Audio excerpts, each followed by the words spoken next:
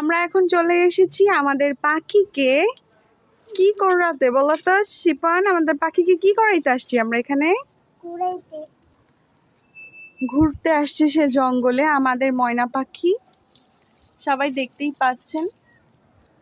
আর সে যে এখানে এসেছে সে কিন্তু বেশি একটা হ্যাপি না হওয়ার কারণ হচ্ছে তার প্রচণ্ড গরম লাগছে। সে যেহেতু ঘরে থাকে আর হচ্ছে সে অনেক আরামে থাকে, এখন যেহেতু সে রোদের মধ্যে এসেছে এখন তার আর তেমন ভালো লাগছে না।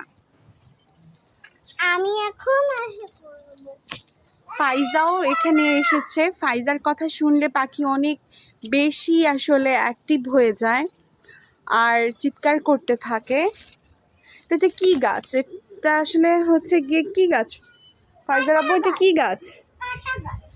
কাটা গাছ না, এটার নাম কি? এই গাছটার নামটা আসলে আমার মনে নেই। পাখিটার আসলে অনেক গরম লাগছে, এখন এই পাখিটাকে আমরা নিয়ে যাব। ওকে নিয়ে এসেছিলাম ছাদে একটু ঘোরানোর জন্য, সাথে করে আসলে খাবারও নিয়ে এসেছিলাম পাখির। এই যে এটা হচ্ছে আমাদের পাখির খাবার। যারা হচ্ছে পাখি প্রেমী এবং হচ্ছে পাখি পুষতে অনেক ভালোবাসেন তাদের জন্য মূলত এই ভিডিও। আমাদের পাখি হচ্ছে গিয়ে ময়না পাখি এবং এটা অনেক ছোট বেবি পাখি। তো এই পাখিটাকে আমরা আরও ছোট থাকতে এনেছিলাম। ওর অবস্থা মনে হয় বেশি একটা ভালো না, এখন ওকে আমরা বাসায় মানে অর্থাৎ আমাদের রুমে নিয়ে যাব। অনেক তো বাইরে ছিল না ফাইজা, এখন আমাদেরকে রুমে নিয়ে যেতে হবে। ও অনেক বেশি হাঁ করছে, যদিও আস্তে আস্তে আমরা চেষ্টা করছি যাতে সে প্রকৃতির সাথে খাপ খাওয়াতে পারে।